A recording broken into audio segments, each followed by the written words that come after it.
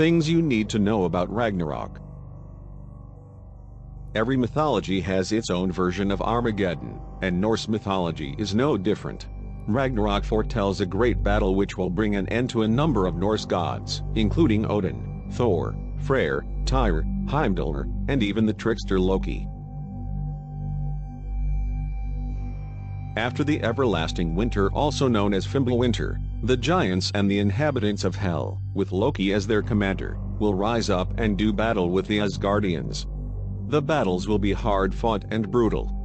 The main players on both sides will basically all kill one another, until finally the Fenris wolf, who just happens to be Loki's son, swallows Odin whole. This leaves the fire demon, Surtur, to burn the 9 realms and kill most of its inhabitants. The damaged land will then sink into the sea and vanish.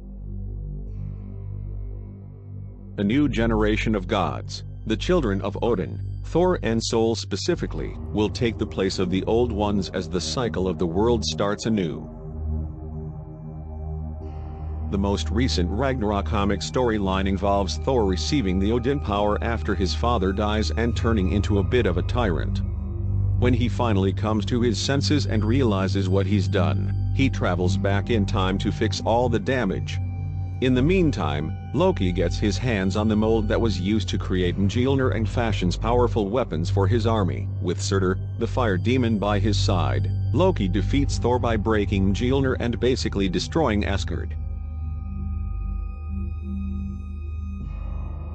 He found out that Ragnarok was being manipulated by those who sit above in shadow, and had been for eons. In order to break this cycle, he sacrificed himself. While all this was going on, Tony Stark, with the help of Hank Pym and Reed Richards, was able to clone the presumed dead Thor using some of his hair, which he just happened to have kept. They fused the clone DNA with Stark technology, creating a cyborg Thor, who eventually named himself Ragnarok. He was initially introduced in the 2006 Civil War storyline. News broke in recent weeks that Creed actress Tessa Thompson had been cast in the film, and although her character hasn't officially been announced, she is rumored to be playing the character of Valkyrie, also known as Brunhild. She is an Asgardian by birth, one who was chosen by Odin to lead the Valkyrier, a group of warrior goddesses who would comb the battlefields to pick which of the fallen were worthy of entering Valhalla. She is an ally of Thor and is thought to be the god of thunder's new love interest, given that Natalie Portman will not be returning to the role of Jane Foster in the film. Cate Blanchett, as the villain in this film. Blanchett will reportedly play Hela, the Asgardian goddess of death and the ruler of Hell and Niflheim.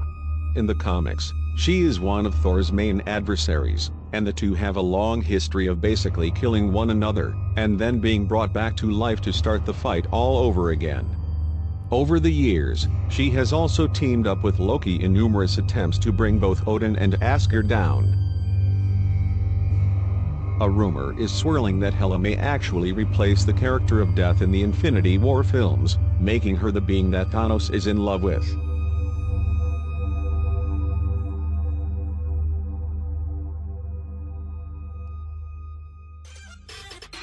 Thanks for watching.